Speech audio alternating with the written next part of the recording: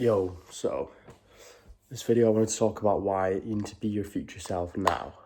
Okay, so what does that actually mean?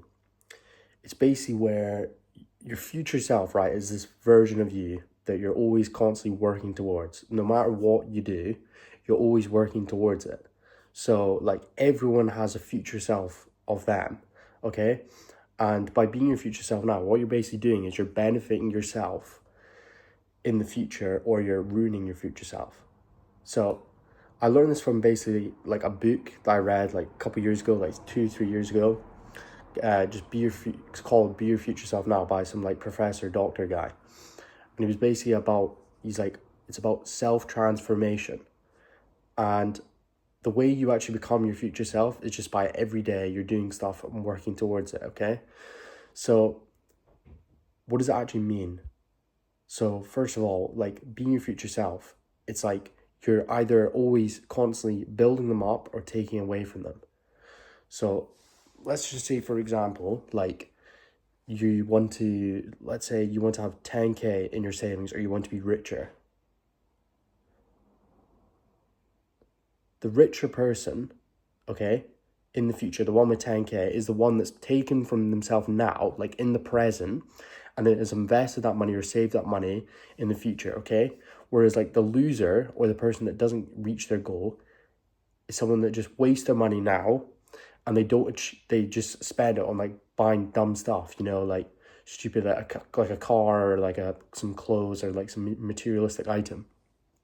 Yeah, this can be applied to anything in life, and it goes back down to like the two things of like delaying gratification or instant gratification, okay? Because everything nowadays is so instant. Like we always want it instant, especially because like dopamine, Instagram, like Uber Eats, like everything's just like boom, boom, boom. Like, oh, I can get this now. I want this now.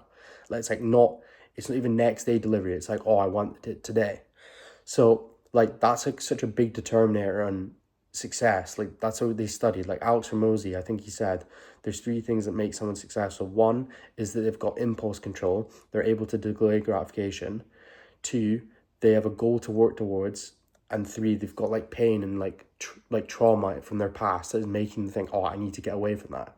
So it's like delaying gratification comes into it, because by becoming your future self, like everyone, you're always becoming your future self. But if you want to become the best version of your future self, then you're gonna have to delay gratification, okay? So it's like the gym, okay? Let's take the fat version. Okay, let's just take the fat person that's going to be in the future, okay? They're going to be extra 10 kg of fat heavier. They got there because they didn't exercise. They did the easy stuff now, okay? They didn't exercise. They just ate rubbish food, chocolate, pizza, all this rubbish. And they did the easy thing in the moment, which was to skip it, okay?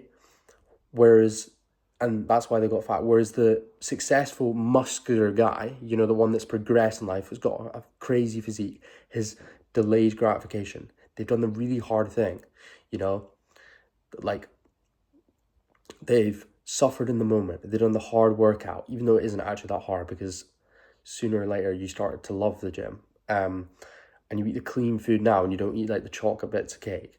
But like how I learned all this is just obviously going to the gym for like 10 years, but like focusing on the diet has mainly been like a 5-year thing, because I've started to learn that it's like delaying gratification. Like for example, like there'd be times when I go into this is like almost most days when I was dieting or just training, getting better. You just walk into the shops like Sainsbury's, and I'd walk past the bakery, and I'd just look at all these like croissants and like chocolate and cookies, and I'd be like, fuck, like I'd love to do that. But no, I just go in and I stick to the plan of getting my clean, healthy food. And yeah, that was like really difficult, because you can still like, it's like I'm always thinking about, is this actually going to make me better in the moment? No, it's gonna like hinder me. And it's because I've linked more pain to being fat and out of shape and eating the shit food than the pleasure, the 15 seconds, 30 seconds pleasure I might get from like eating that chocolate.